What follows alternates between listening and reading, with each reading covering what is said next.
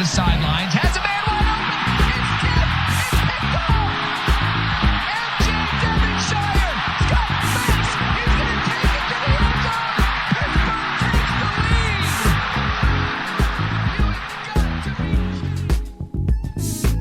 He loves those moments. It reminds me of last year in the Garden against St. John's.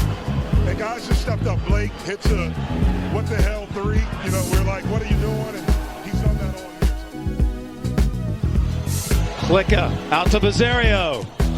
It's over. The Pitt Panthers have upset Wisconsin. Anybody if he hits his field goal. Up and got it. Sauls does it again.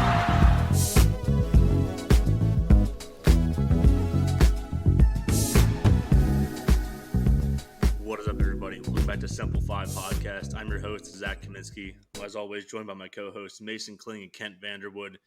And even before I ask them how they're doing, I know how they're doing because football is back.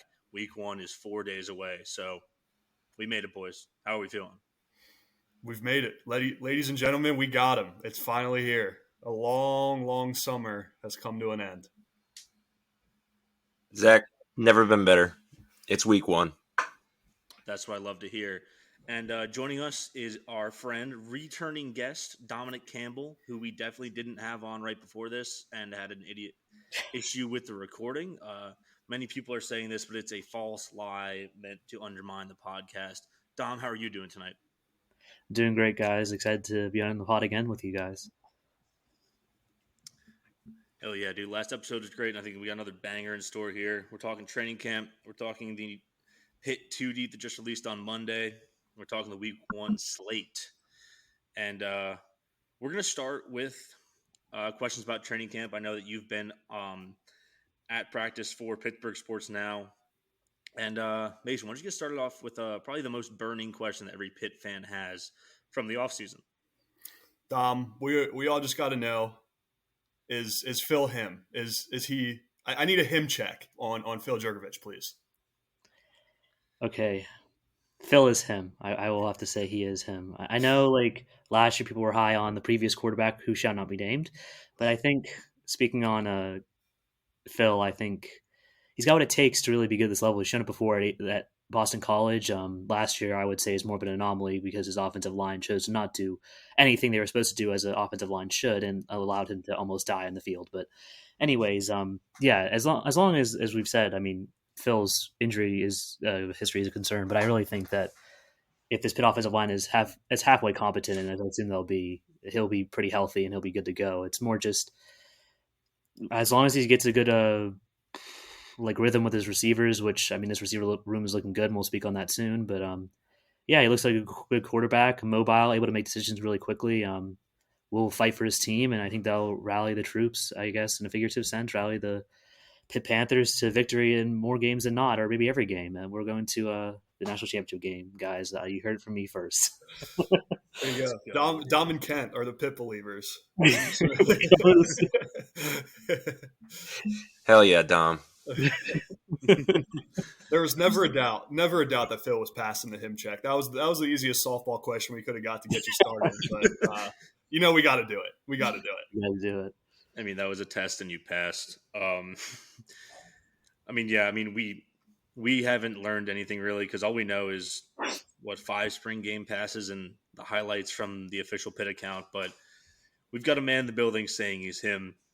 My second question here is, we know this year is pretty much entirely a youth movement on defense. So first I want to ask a question about how in general has the room looked at D end? I know that the tackle's a little bit more experienced, but how has the D end room looked? Well, we just got news yesterday, obviously, that 2 deep came out. Nate Temple, redshirt senior, who's going to be a starter. And we got, obviously, Dayon Hayes, which was more obvious, I think, to everyone. But outside, the youth movement, no further than Samuel Okunlola, who's a redshirt freshman, did not play last year. And also Sean Fitzsimmons, Whitfield guy, Central Valley, redshirt freshman as well. Well, that's a defensive tackle, my bad. But youth movement along the defensive line is important. I think that Partridge and the rest of the players that have been on that line are very, very excited to see what these players can do. And I think especially I think Temple really didn't get talked about much this camp, to my knowledge. But I mean, he's been around. He's a leader, so this will be his year to really step up and show that he. I guess suppose we just talked about is Phil him. Well, is Nate Temple him? Is he going to be a player that's going to be a real force on that defensive line? Can he actually show that he's not only good in practice but good in the game? And whether or not that matters, we'll see on Saturday against Wofford. But yeah, I mean, trying to see who else. Nakai Johnson, Whippeal guy as well. Redshirt sophomore, looking to get more time this year than he has before. Came out of West Mifflin, if anyone's curious. Anyone else? Bam Brema, he's not really youth. I mean, he's a fifth-year guy like Nate Temple is, but people have been talking him up as a really good defensive end, and he's been a reserve guy for the last few seasons, but I'm all excited to see what he can do. And then Jimmy Scott as well. Redshirt freshman, did not play last year. Another player that people have been there's some murmurs here and there, so we'll see if there's just some injuries. Expect to see him in the fold on that D line, the D end position. Yeah, I think a lot of why Nate Temple hasn't been talked about a lot is I believe he was hurt for most of last year, if I remember correctly. Yeah, he didn't play much. So I mean, he was also stuck behind a couple of guys, but it was definitely, I think, we'll get more to the depth chart later, I promise. But I think he was probably the most surprising starter out of anyone listed on the 2 deep. But yeah, I'm excited to see what he can do. New number 6 from, I believe he was 16 before, but yeah, hell yeah. Okay. Fair to say. So it sounds like from what you kind of got into, Dom, that still some good depth there. I know we were worried about that being the biggest thing with losing some talent to the draft, but from what you've seen, we're still going to be rotational. Hockey kind of team on the defensive line, doing lines. Well, yeah, but I mean, I think the players that went to the draft and having players like Cansey go to the draft, as much as that might hurt the team, some people would say, I think it's incredibly beneficial as you've seen this depth chart. I mean, we talked to DeAndre Jules today, who incredibly chose number 0. What a brilliant defensive line number for him. But he's a guy that really has like a lot like Bam Brema. He's going to be a starter on that defensive line at D tackle. I mean, and he basically said to us today, if Cansey would have stayed, he probably would have said, you know what, I got to go somewhere else to get playing time. So there's been a lot of promises, I know, from Partridge and Narduzzi to these D linemen that, like, listen, I know, like, the COVID year, players are staying longer, but please, like, you stay here, you develop with us, you play at least one season, and honestly, you'll have the NFL looks, and I mean, maybe 2 seasons, depending on how good they are, and you can be, like, top, just a number, like a first-round pick, just like Kalijah was. I mean, or, second, third round, anything like that. That's still beneficial for this defensive line. But, yeah, I mean, this is a really talented group, and I think as much as there isn't maybe the stats to back that up, I think when people see what they'll see on Saturday against Wofford, they'll see a really good defensive line and led by one of the best assistants in the country in Charlie Partridge. Absolutely. As cool as it is to see the returning faces, it's almost a little bit cooler just to see those new guys step up too. So yeah, there's almost more excitement and intrigue when like you're getting these players who are finally breaking through. I know Dom put a lot of emphasis on like the players who left, but like you said, this is a room coached by one of the best D-line assistant coaches in the country. I don't think there's any reason to doubt any of these players are going to be good. They're not going to be developed for these last couple of years. It's going to be awesome to see some new faces who are going to be racking up those tackles for losses and sacks. I'll skip over that for now. Okay. So I guess my final question as far as training camp goes is, does anything look notably different about the offense? I know you mentioned off air that Phil, one of the main qualities you saw in Phil was he's mobile. Do you think that's going to be more of a feature in the offense this year is sort of quarterback run or rollout or something like that? I mean, yeah, especially with Frank Cincinnati Jr. as offensive coordinator. He had Phil with him at least 2 seasons or at least 1, I believe, at Boston College, and they did pretty well together for the most part. I don't think offensively they did pretty well together at a school that really hasn't been successful since Matt Ryan was there. So, I mean, but yeah, Phil is a really mobile quarterback. I think even with the injuries, he's still going to be able to move pretty well throughout the pocket and also gain some yards on the ground. Something that Pitt was incredibly lacking last year, which made them very one-dimensional on the offense. And I think that'll allow other players to flourish in the running back room and wide receivers, and also even the tight ends have been somewhat talked up by the Pitt coaching staff recently.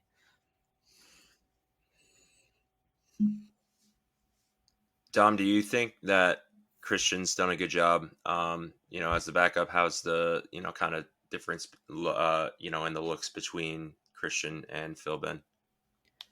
I mean, they've been pretty similar. I think they're both really good quarterbacks, but obviously it's Phil's job to start the year. I think the interesting thing, I think people are looking like, well, what happens if Phil's not good? Are they going to switch it out? But I think it's more like, I think Christian knows that he's got he's got a chance to play next season, and he's going to learn this year the offense. Then next year he'll be the starter. I think that's like in most people's minds, at least in his mind. I think that's why he came here, because he's a talented quarterback. He clearly can play at maybe a smaller D1 level and start there right now. But I think staying in the ACC is probably where he want to be instead of being, in the G5 team, or let alone the Pac-12, which is not a conference next year. But it's joking about that. But yeah, Christian's look fine. I mean, he's a good throw. He can throw the ball pretty well. I'd like to see more out of him, maybe running the ball. But again, we haven't really seen many scrimmages or anything like that as media, so can't really say much about his mobility so far.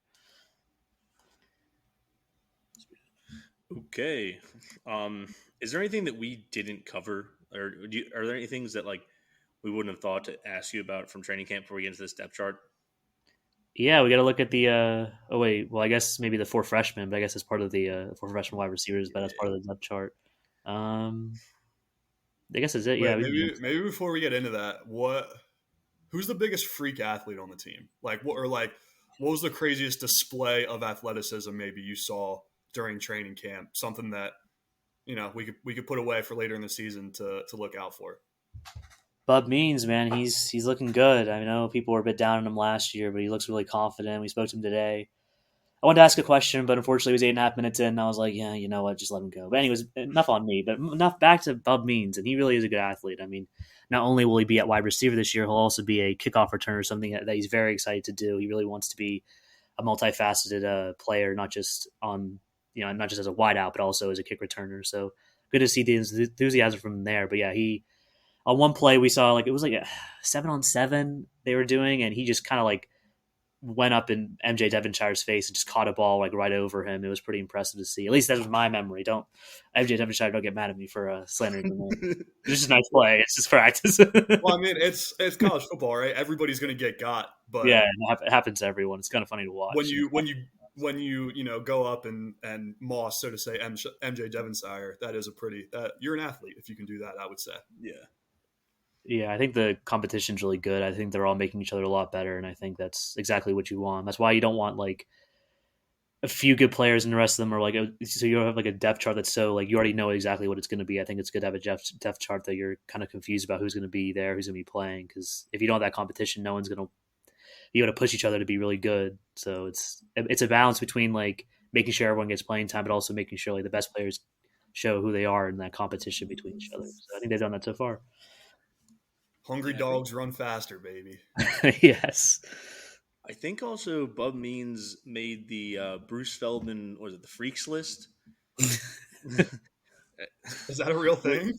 Yeah. It sounds awful. It doesn't sound good.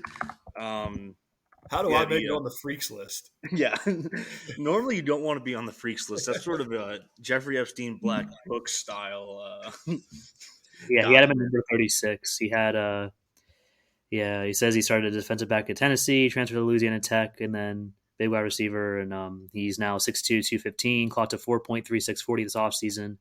He vertical jumped 39 inches and squatted over 500 pounds. That's what Feldman wrote on his article post, or the athletic post. Those are ridiculous numbers. Yeah, he's strong. Strong guy, and he's really fast, and that's what you want out of your wide receiver. I can't say anything else about that. So what you're saying is John means business this year. And by John means, I mean Bub means business this year. Yes. John means is a pitcher. Butchered it. All right, let's move on. He's always Bub finding a way to get confirmed, Kent. videos in. Also, AJ Woods is also on the Freaks list. With a 4.2840, a 23-mile-an-hour clocked run, and a vertical jump of 36 inches. So we got some freaks out there. What do you go to school for to get the credentials to be able to make the Freaks list? Bruce Feldman College. Let's see. Syracuse or Northwestern, probably. I I'm going to bet Northwestern. It's just funny that he went to school to 4 years to be like, this guy's a freak athlete, which is basically what we're doing right now. But I don't know. Let's see. Where did he go to school? It does not list a. Oh no, that's a different Bruce Sullivan. There's an American racing driver. Oh, let's go to his LinkedIn. Maybe a Bruce question Sullivan for went to another Miami. day. My bad. Bruce Sullivan went to Miami, so that's sort of Florida? a curveball. Ohio. All right. Enough about Bruce Sullivan and his list of freaks. Let's go into this depth chart. I've got it broken out sort of position by position. Starting with the quarterbacks, Christian Bayer, like Kent mentioned earlier, has won the quarterback 2 slot.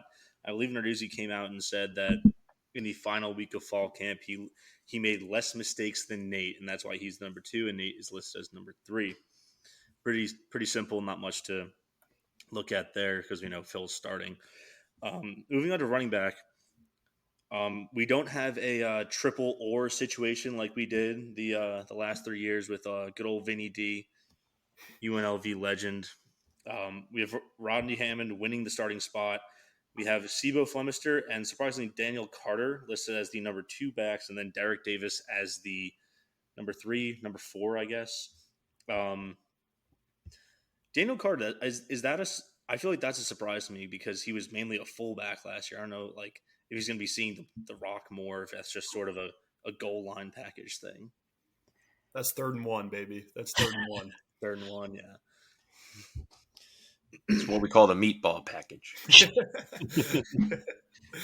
Bring out the heavies.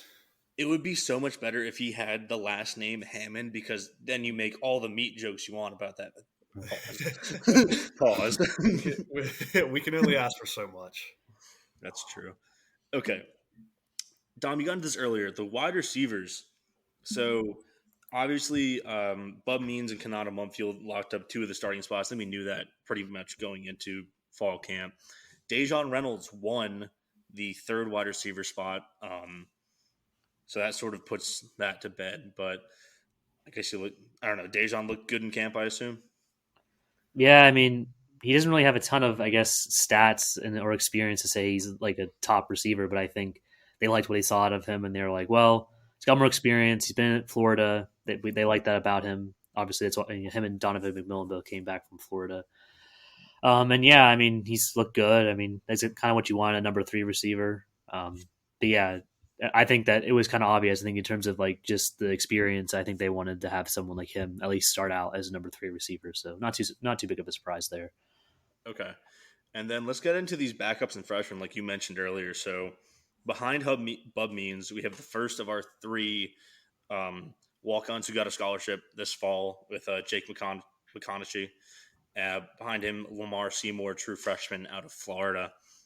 Backing up Kanata Mumfield are two true freshmen, Zion Fowler-El and Israel Polk. And then behind Dejon is true freshman Kenny Johnson out of Central Pennsylvania and redshirt freshman Che Nobuko out of Texas. So obviously the freshmen have been impressing if they're this far ahead on the depth chart already, especially Kenny Johnson, who surpassed a redshirt freshman who's been in the program a year. So what can you tell us about these freshmen at fall camp? Well, 2 of them came in the spring, and Lamar Seymour and Israel Polk, and then you got Kenny Johnson. Obviously, you spoke on him, and then Zion Fowler-El. They all came in for the summer, and so they've been pretty good. I mean, they've been talked up a lot by the coaches and the other players. I think people like the athleticism they've shown, and just they're experienced kids because they played in high school, but I mean, just the talent they have so young. I think that's really important. A lot of freshmen, usually at least like Pitt, usually will redshirt, but I think we're seeing even across the jet there are other places that these true freshmen might start. So, or at least get some playing time. But so 2 of them, at least what the coaches said, will play. I think the other 2 will redshirt. My predictions are probably Kenny Johnson, and it's between Lamar Seymour and Zion Fowler-El. I think I like what I see out of Lamar, but I mean, I think if they're really liking Kenny Johnson, and they might just have Zion as well play because he's on the second. He's right behind Kanata and Mumfield, so I mean, I think they must believe that he's right there. But yeah, they're athletic guys. They can make good catches. They look like they belong at this level, and they look like they belong at the ACC level too. I think that's really good to see out of true freshmen. So, yeah, only good thing to say about them so far. I'm excited to see what they can do in a game this Saturday. Yeah, definitely. I think those guys are going to get playing time this Saturday. What else? I was going to say, yeah, Shea Wabuko, obviously a track star. He competed for the Pitt track and field team, the indoor season. Did pretty well. He's got like some top 10 times already in program history. He's really, really fast. It's more about him just catching the ball and then running. So his hands aren't as good as I would like them to be. But I think he's still a redshirt freshman. He's still got time, and I think he'll be more of like a wildcat player. But he's also the third kickoff returner, so excited to see what he can do there if he gets a chance to show. And then, you always love fast players on the kick return. I think, especially another player who, I mean, as much as I love Bub Means playing there, you don't want someone to get injured on a kickoff return like him. So having Shea there would allow him to demonstrate his abilities more so. But yeah, we'll see how it goes. I mean, obviously Bub's a good player, so he'll start that kickoff return position. Yeah. You guys have anything else on the wide receivers before we move on? I don't think so. Nope. All right. I will say one thing. I wrote a column on why Jake McConaughey should be the last scholarship, and then he got it. I don't want to say I was responsible for it. I'm joking, but I mean, he's a good player. So if you're curious about who he is, he's like 6'5", he's the tallest player on the team, weighs the most in the team in terms of wide receivers.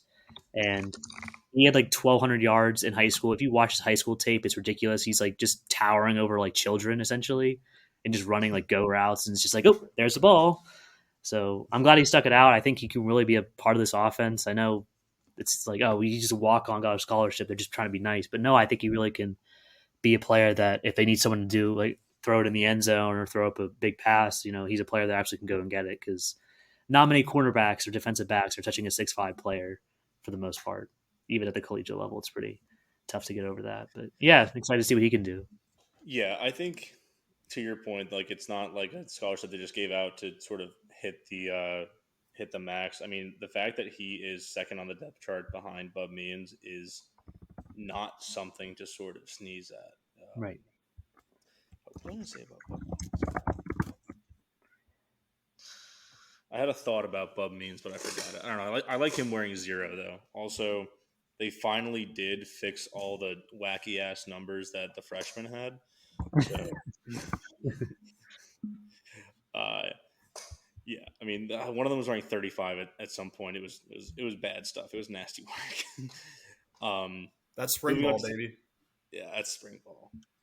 At tight end, I think everything's pretty much as we expected. Gavin starting, and then you have sort of a 3-man rotation of Carter Johnson, Malcolm Epps, Jake Renda behind him. Let's move on to the O-line. So we do have O-line news. I know that, was it yesterday, they announced that Ryan Jacoby, the transfer out of Ohio State, is now out for the season. And so filling in for him will be Jason Collier, a redshirt senior on the team. So that makes our line left to right. Matt Gonsalves at left, Jason Collier at left guard, Jake Cradle at center, expected, Blake Zubovic at right guard, expected, and then Branson Taylor at that right tackle position. Sort of as expected. It really does suck to lose Jacoby before a game's even been played. But one thing to note, I think the one thing that stuck out is true freshman BJ Williams is on the 2 deep. Redshirt freshman Ryan Baer, the best recruit in Pitt's 2021 class, is listed as the backup left tackle. From that, I would kind of look into that and saying that Baer will most likely be that swing tackle that if they need to give someone a break, that he'll be getting that role. Other than that, I mean, it's just sort of as expected on the O-line. Yeah, pretty much. I mean, I thought that Jason Collier would be starting. I mean, he was playing. He was working a lot with the starters. Like I was like, well, all right, well, he's working with Zubovic and Cradle and Taylor. I mean, I guess he's going to be playing left guard. So I think when Narduzzi announced that someone was going to be out for the season, I was like, it's probably Jacoby because I don't really see him doing much. But yeah, so I guess when he announced, I wasn't too surprised. But it'll be interesting to see what Jason can do. I mean, he hasn't really played much, but if they believe in him at that left guard position, I'll take their word for it, just in terms of him being a solid player at that position. But it'll be tough to see Jacoby go down. That's not really a great thing to see. He had a great obviously remember the backyard brawl last year, but one of the touchdowns, he just basically shoved Rodney Hammond to the end zone. That's pretty cool. But yeah, I mean, injuries are expected on the offensive line. So yeah, BJ Williams, yeah, you spoke on him, kid from Georgia, true freshman, going to get some playing time. I assume that's really exciting to see. I mean, people be obviously Dave Borberly must be really impressed with what he's seen so far out of him this season because most true freshmen are not starting on the Pitt offensive line, at least in recent years. They usually redshirt, so or at least playing. So Quick Google search of Jason Collier, former tight end in high school. He also threw javelin. So that's cool. That's a cool fun fact for everybody at home. Let's move over to defense. Dom touched on the ends earlier in the show. Just to recap, Deion Hayes and Nate Temple are the starting ends week 1. We got Nakai Johnson, Bam Brema at second string, and then Okunlola and Jimmy Scott, the 2 redshirt freshmen at third string. Like Mason said earlier, they're doing hockey switches. They're going to do all that stuff, especially because at D tackle, we have a Narduzzi Classic with both positions being an or. So there's a 4-man rotation of Devin Danielson, David Green, DeAndre Jules, and Tyler Bentley. The backups there, Sean Fitzsimmons, like Don mentioned earlier, pretty much played too well to not see the field. And then Elliot Donald has finally cracked the depth chart at the other D tackle position. It's a Charlie Partridge D line. I'm excited to see what these guys can do. Over at linebacker, we knew that Shane Simon and Bengali Kamara had those 2 spots locked up. Solomon DeShields is locking up that star position, that third linebacker. That was a question going into camp. Notes about the backups here. We have Brian Lovelace, a true freshman, cracking the number 2 spot at money behind Bengali Kamara, shared with our second scholarship awardee, Nick Loppe. And then redshirt freshman Kyle Lewis is the backup at star linebacker. So these guys could definitely see playing time. We're definitely going to see them probably in the second half against Wofford this week, but that sort of answers the question at who's going to play that third linebacker spot.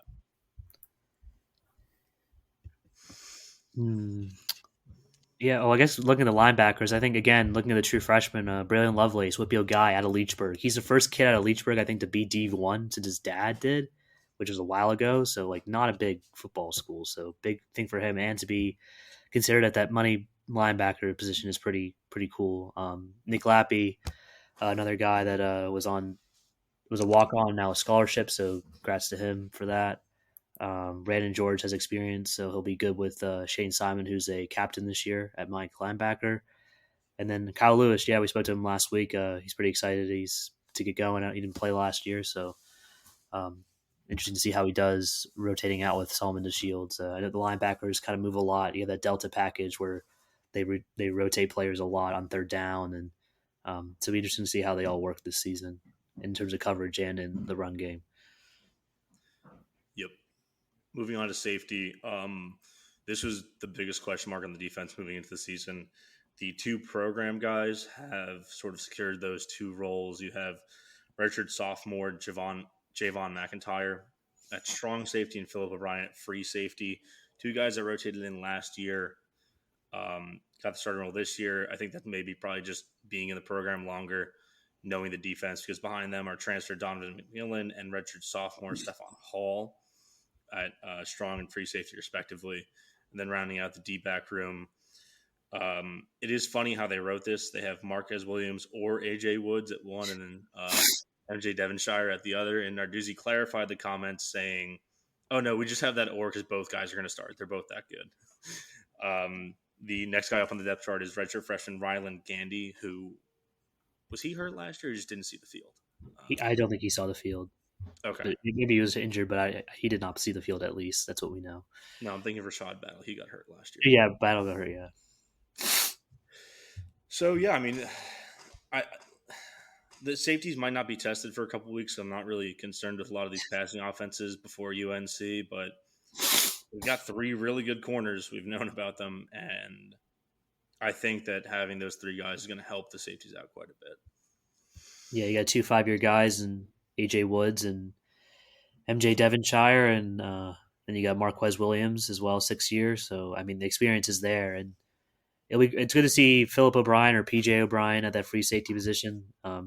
He was pretty big, talked as a part of that 2021 21 class. Yeah, recruiting class. People really liked him, and him sticking around was really good. He's a pretty easy guy to talk to for at least from a media standpoint. And then Javon McIntyre, PA guy, beats out the other PA guy, Donovan McMillan, who transferred from Florida, who played at Peters Township in the Whippeal. So interesting to see who won that battle there. But I think McIntyre and PJ winning is not too surprising in the end. They've been around for a while, and I think they've learned a lot from secondary coach Archie Collins and safeties coach Corey Sanders. So yeah, I would really like to see. I've liked what I've seen out of the defensive back so far in camp. They look pretty lively and ready to go and ready to challenge everybody. As we know, the Pat Narduzzi defense where they just throw them on island. So we'll see them in the NFL soon enough. That's all we need to. We already know that. So I'm super excited to watch this defense. I know that a lot of the question marks around this team are on the offense, but I'm really just excited to watch the defense get out there and eat and get back to playing Pitt football. That can hopefully be the consistent for us, even if the offense isn't. But I got high hopes for them too. yeah. Yep. The only thing I have on the specialist, obviously Ben Sauls is starting. Who would have guessed? All preseason, all ACC. Whoa, big shock there. Caleb Junko High, if we are live, he has won the starting punter position and won a scholarship as well.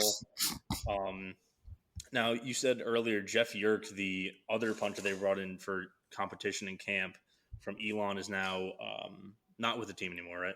Yeah, he is no longer with its program. So I guess we see a little testy, a little drama there. Yeah, I asked Caleb Junko about what the relationship was like, and he's like, "Well, I won, and I'm excited about that, and hopefully we can still remain good competitors." It seems like it won't be the case. So. Yeah, punters are always dramatic. It's always the specialists. Yikes. But yeah, congrats to Caleb Junko. The Junko family has a long history in the Pitt program, so it's good to see not only is he a part of the team, but also he's talented. So it's not just nepotism. He's actually going to be a good punter. And he was pretty good last year. I mean, had some – they were speaking on why they wanted Andre Powell, head coach not head coach, special teams coach and obviously running backs coach Andre Powell was speaking about what they see out of him. And basically he ticks every box, hang time and where he places the ball when he punts it. It was pretty obvious in camp he was the best punter. Compared to Yerk, he was better. So good to see him punt. And hopefully we don't have the disaster we had last year. Really was not good. Yeah. A bad punting situation is not fun, and that was not fun last year. That's all you can really ask for. Sort of a Dior Johnson situation with Jeff Yerk. Oh no! Let's not get into that. Oh yeah, we don't have a section on here for that, do we? I mean, we need a full episode on schedule. We can talk about it. I mean, that's the depth chart. I knew I was forgetting something in the notes. Yeah, Dior Johnson, not on the Pitt basketball team anymore. Cool. Sure. 1 year, didn't even play a game, so now it's the two true freshmen who are going to be handling the ball for Pitt this year. Which is fine. That hurts. Even going through off-season stuff in Spain this year, I feel like there were question marks around if he was really still going to be there. But the fact that it seemed like the university was going to let him play again, and then all of a sudden now they waited until now to say no, because Jeff Capel kind of hinted at the fact that it wasn't really his choice. I think that was confirmed that it was confirmed that it was a university decision. And like you said, the fact they did this so late in the offseason, right? They're not going to be able to go out and get anybody in the portal that's going to be at Dior Johnson's level. Maybe there were recruits that were still out there that didn't come because they knew Dior Johnson playing over them. The transfer didn't come because he'd be playing over them. It is a really weird and bad situation, but overall, like you said, the freshman looks pretty good in Spain. I am excited to see them play. Was it Zach Austin had those crazy dunks in Spain? Yeah. Those looked awesome. I cannot wait to see him play for the Panthers.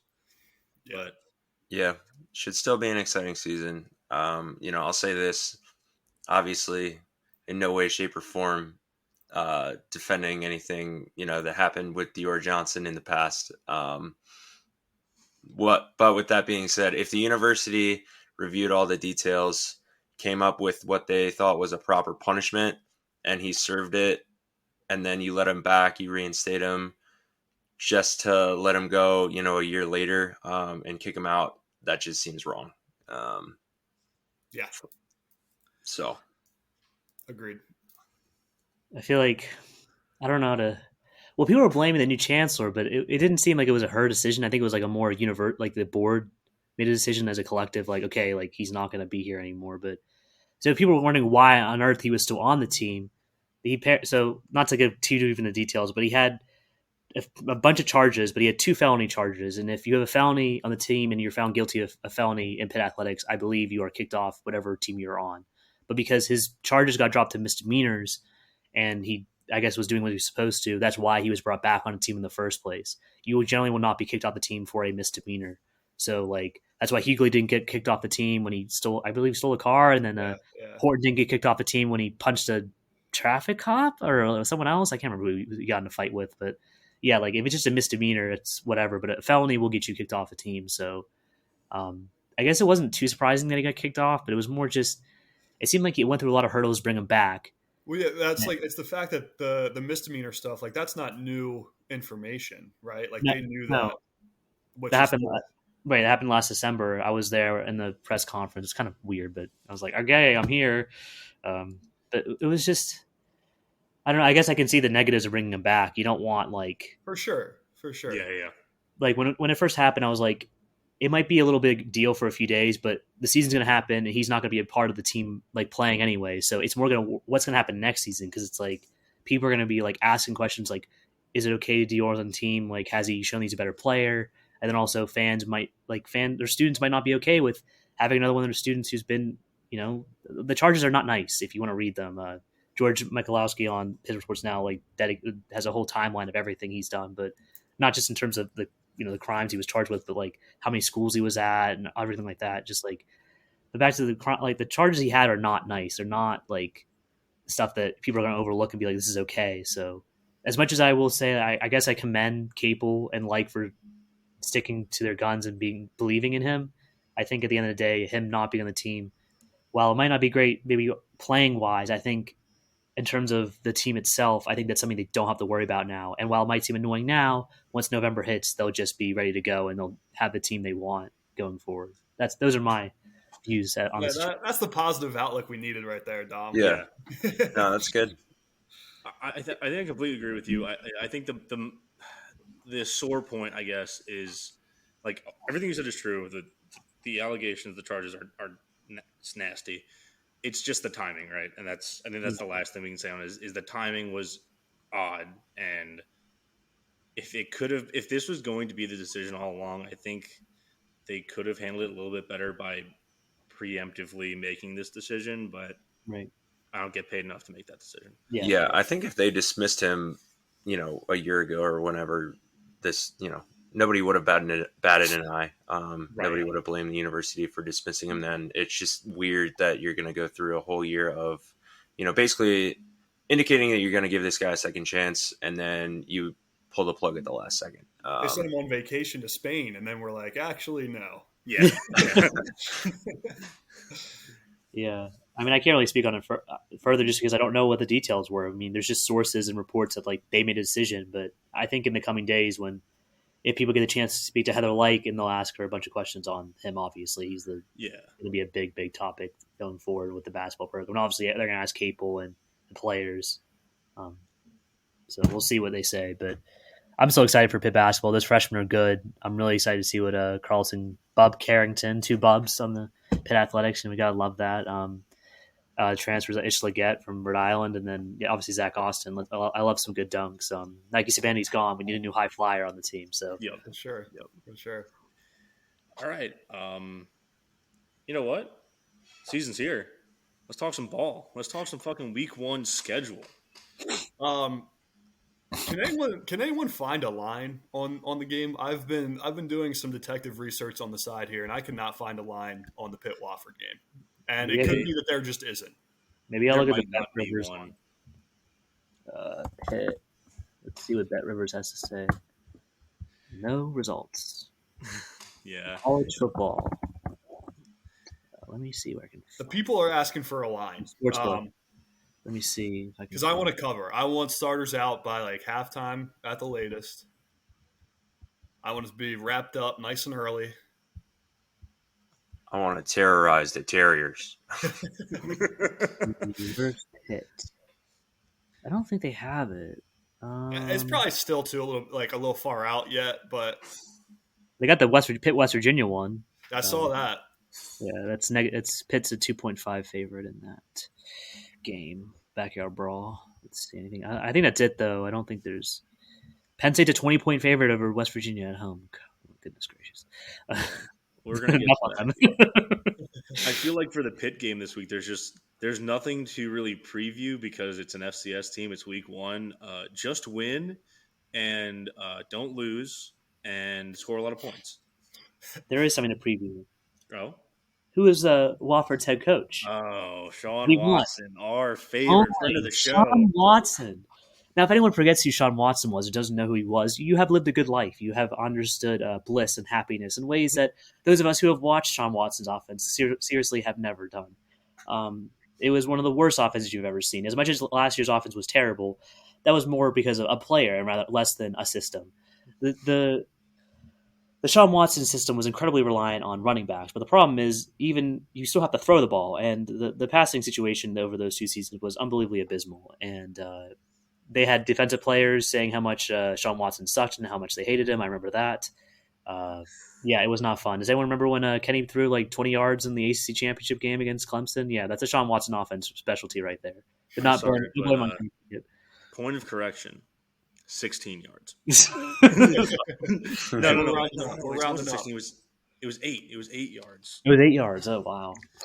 I know it was like pouring down rain, but still, come on, 8 yards. I think I'm pulling this up now because I used to have this memorized. Yeah, he was 4 for 16, 8 yards and a pick. That was the Sean Watson experience. Yeah, that was the Sean Watson experience. So he will be head coach of Wofford, and they were terrible offensive. Pitt was terrible offensively, so I know there will be some very nasty words thrown his way, and I won't stop anyone from saying them as long as they're not too ridiculous. Let it go, let it flow, let the hate flow.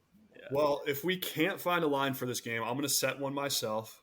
We're going to put it at 38.5. That's a good one. And so that's my threshold. If we win by more than that, I'm cool. If it's less than that, I'll probably be fine too, but I'll just be a little disappointed. And then I would like to give up. We're going to set the over-under for points allowed at 14.5 as well. I want under. Yeah, I think they're gonna go under. Honestly, if they throw for more than 8 yards, I'm going to be upset. If their quarterback puts up a better stat line than Kenny Pickett in that game, we're gonna have issues. Leave in the stadium. Wait, I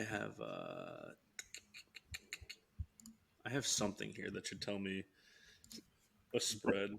The thing as well is we have to remember, gentlemen, the running clock is now a thing in college football. That's true. Yeah, we got our stop on first down. First taste of that this past weekend. I saw a report that it only cut down about 3 minutes or something. Is that but it added commercial time? Yes, the game time. Sometimes. Dude, okay, so the thing was the average game time went down about 2 minutes, but the ad time just went up. Woof. Hey, if conference realignment is going to make it more like the NFL, commercials might as well be too, right? Yeah. So, Mason, you weren't far off. Using the SP Plus numbers, my friend of the show, Patrick Mayhorn, put this together. The line the computers would give Pitt in this game, 39 points. Hey, I got my own system right here, and it's vibes, baby, and it's on. There we go. It's on. Okay.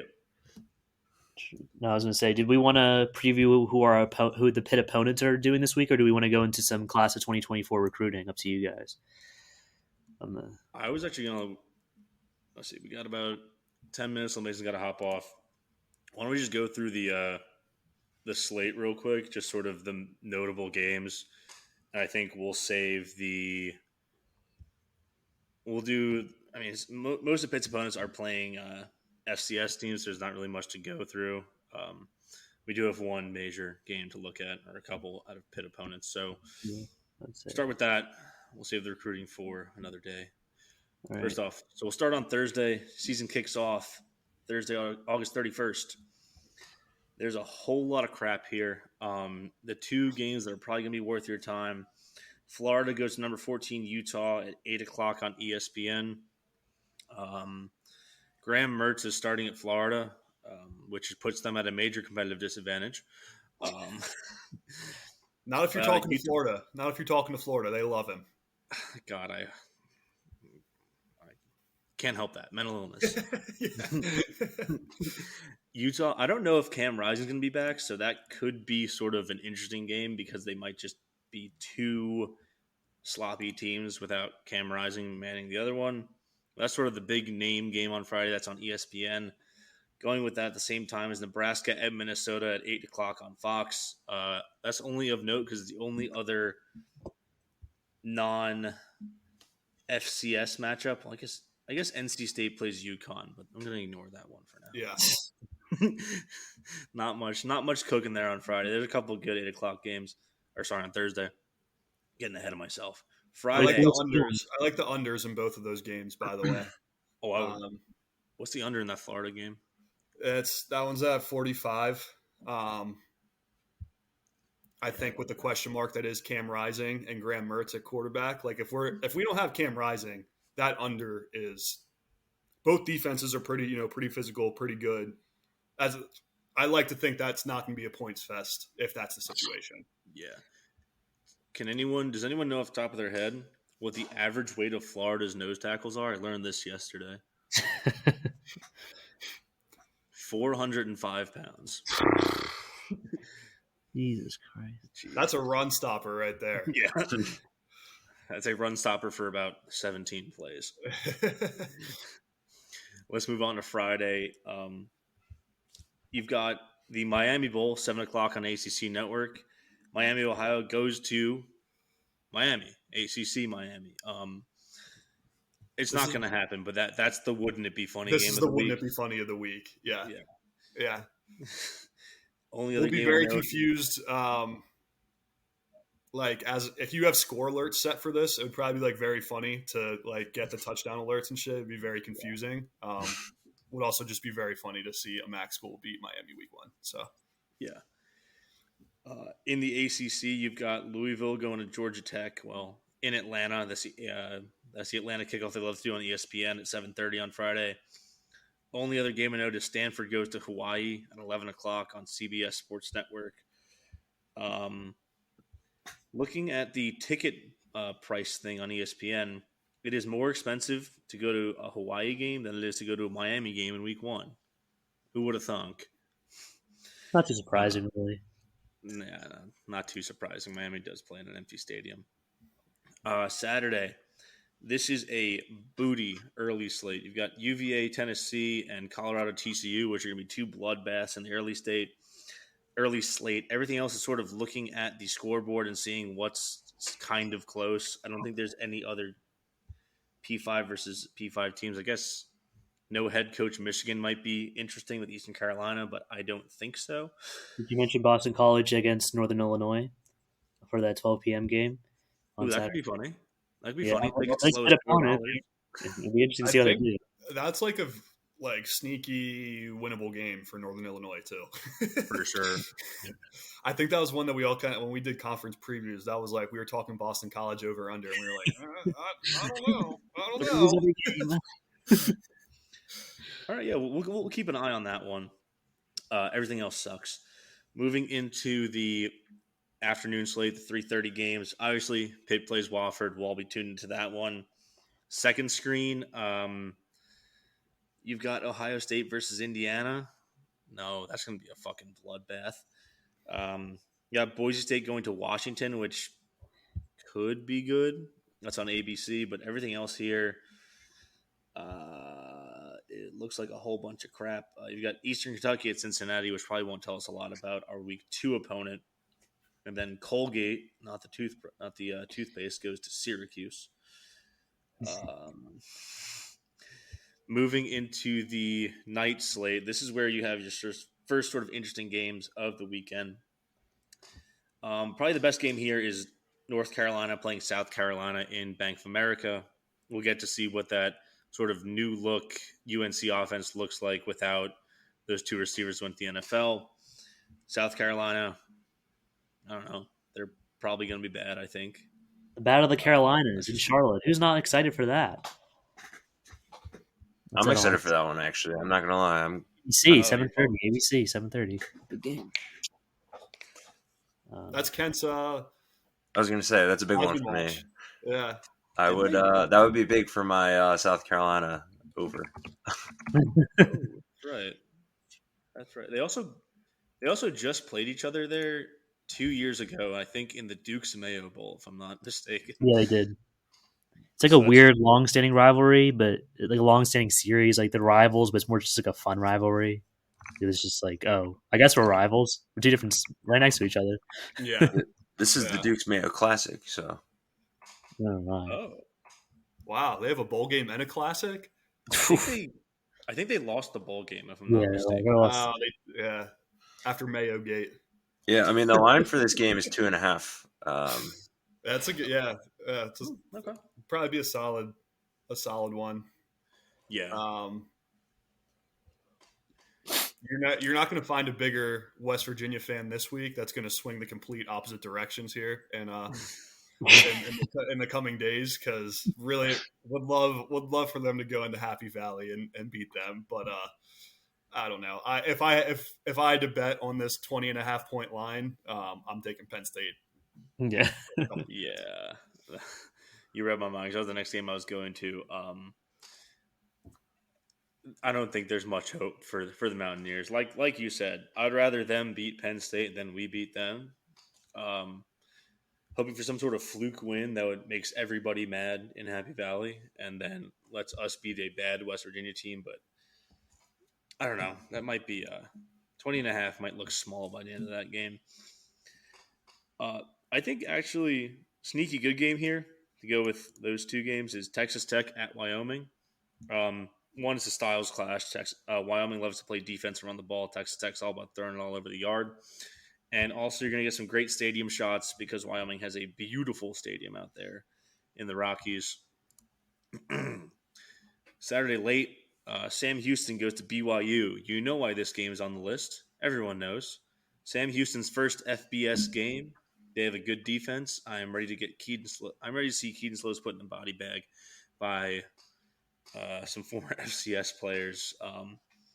You've also got Coastal Carolina going to UCLA at 10:30. It is it's tough sledding out here in the Saturday night slate. We also have a great Virginia game in terms of Virginia Tech and Old Dominion playing at 8 p.m. on ACC Network. Exciting for me because for some reason this isn't listed as a rivalry, but they're playing each other like every year for the next 10 years. So Virginia Tech, Old Dominion, this is a rivalry because Virginia Tech isn't very good anymore, and Old Dominion is getting better. Did Old Dominion did they win last year? I know they kept it close. They did. I'm sure They won. Yeah, I thought so. At least one of the last couple years. Yeah, They beat VT last year and were this close to also beating Virginia to become the king of the Virginias. Even though I guess James Madison would have taken the title anyway. What about Liberty? Did they do good last year? We don't talk about them. Yeah. Fair enough.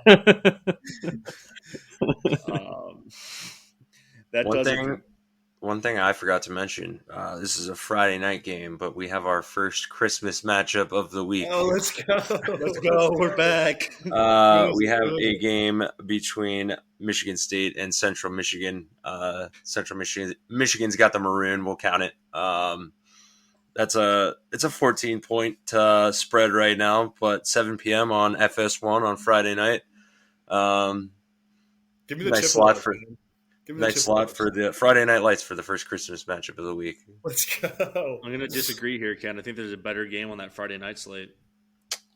Stanford, Hawaii. Do tell. Stanford, Hawaii. I think those are closer to Christmas colors. Stanford's got that little more red. You know what? We have to stretch the definitions of red and green for the Christmas matchup of the week sometimes. I mean, hell, this is This is just Christmas in Wait, September. We've got yeah, 3 that's red actually the Stanford. Stanford is quite literally has a mascot that is a Christmas tree. They'll be on it. They'll be on it at some point. We look forward to Stanford's appearance on the list. You're right. You can't waste that one with Hawaii. I think Hawaii can win that one. Stanford's gonna be booty. Yeah. Okay. All right. Can we talk the real game? Can we talk the real game of the week? It's not played on Saturday. Yeah, Sunday we're getting into NFL territory. I mean, they're not playing this weekend, but LSU Florida State. It is the game of the weekend. This is if every other game kind of stinks. This one should be a certified banger. I cannot wait to watch this. Orlando, Florida, as well. Not Oh yeah. neutral site, kind of. I guess like last year, the Mercedes, like the They played in the Superdome, yeah. yeah, which is also a neutral site, quote unquote. The quotes are doing heavy lifting here, guys. Yeah. Yeah. Obviously, a big Florida State fan. Even though you see around Orlando, but The first real test for Both of these teams. conference favorites, kind of for some people. So, Me. we'll be rooting for the ACC, I guess. Although I want LSU to be good, but Yeah, so right now the line is 2.5 in favor of LSU. They also had the Tigers just had Mason Smith, one of their starting D linemen, suspended for this game from I believe it was an incident with what they would call illegal compensation right before NIL rules came into effect. So they're down one player, but they still have guys like Harold Perkins and everything. I will be rooting for Florida State in this game. I want them to be as good as possible for when we go and play them later in the year. But this one is best matchup of the weekend for sure. Yeah, for sure. We got it's nice Sunday night game right before NFL kicks off. The week later, so nice primetime slot for that one, and yeah, should be close. I'm excited for that one. Who you got? I'll go Florida State. I want to, I'll root for the ACC. But in addition, it'd be cool if they were, pretty highly ranked when they meet up with Pitt in a couple of months, so we can beat them on our home turf. There we go. I suppose I'll also root for the ACC, even though Florida State does not do so at the current time, because they want to leave the ACC. Yeah, that's Sorry, fair totally enough. joke. Before we get to the last game, I want to talk about. Just want to give a quick shout out to Oregon State, San Jose State. That might be good. Sunday 3:30 on CBS.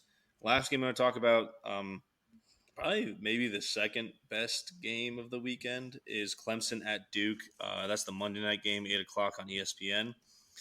Do either of you think Duke can do it? Can they upset Clemson week 1, punch them in the mouth? I'm getting a no from Ken. I'm getting a very, very big head shake no. No. What's the situation like for Clemson right now? What's up? What's the quarterback situation like? Who they have? Cade, It's Klubnik. Klubnik still. Yeah. They had him last year too. Yeah. Yeah, no, Zach. I mean, we've talked about this on the preview, conference preview, but you're definitely higher on Duke than I am. Yeah, I don't see any situation where Duke pulls this out. Maybe I'll root for him. Right. But in my mind, I don't see them winning. I don't see them having a chance in this game. I think I agree with you. I think I am higher on Duke than you. I don't think they're going to win the game. I think if they got them later in the year, they might be clicking on more cylinders than they would be in week 1. That's fair. I think they can keep it closer than people expect them to. Right now, the line for this game is 13. I'm seeing 13. I think Duke can keep it within 10 if they don't throw a lot of picks, which Riley Leonard doesn't do. But I think it's still going to be a fairly good game to cap off the weekend on Monday.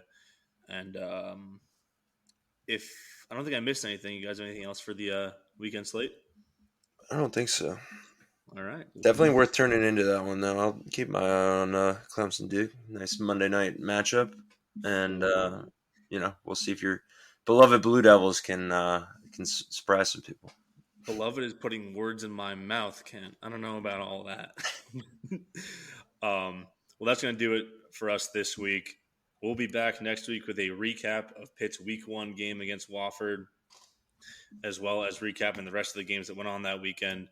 If you like the show, follow us on Twitter at SimplifiedPod. You can find your host's account in the show bio there. Dom, what do you got to plug before we sign off? Just follow me on Twitter, Dom is Money. I know, cheesy, but easy to find. Just stay out for everything. I mean, I'm also doing Pitt volleyball, doing a little Pitt women's soccer, but a lot of Pitt men's soccer. They're good teams. So if you're bored, want to watch some good soccer, good volleyball, I mean, hey, Pitt's got that this fall, so you better come up. And, of course, we'll have you back on to talk the other sports as well as maybe a little recruiting. We'll figure that out later. But with that, this has been Simplified Podcast. We'll see you next time. Hail to Pitt. Hail to Pitt. Beat the Terriers.